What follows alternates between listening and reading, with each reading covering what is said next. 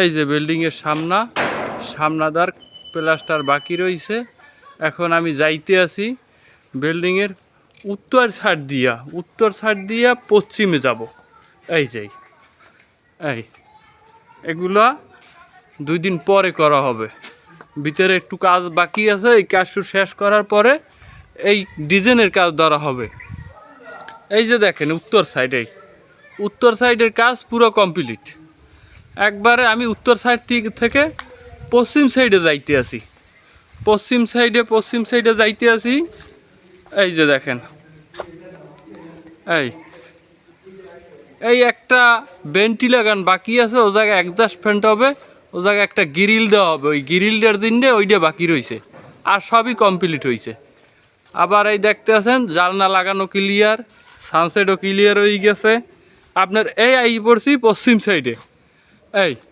এই যে দেখেন পশ্চিম সাইড, এই কর্নার থেকে এই উত্তর সাইডের কর্নার থেকে একবারে দক্ষিণ সাইড পর্যন্ত পুরো কমপ্লিট।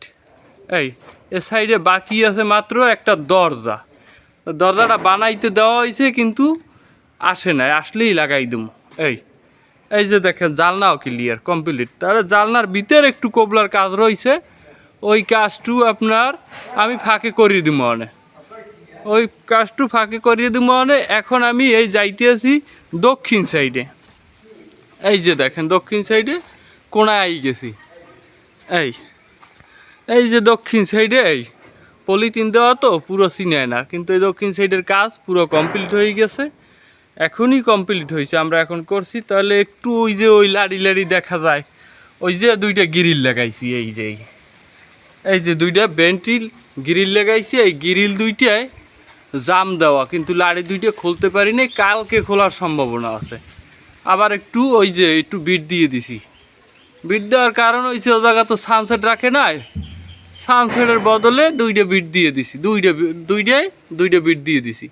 এখন যাইতে আসি আমি পূব সাইডের দিকে। এ সাইড তো কমপ্লিট হয়েই গেছে। এখন আমরা সামনেই কাজ করব। ভিতরে একটা ড্রয়িং রুম আছে, ওইটাই আমরা কালকে কাজ করব।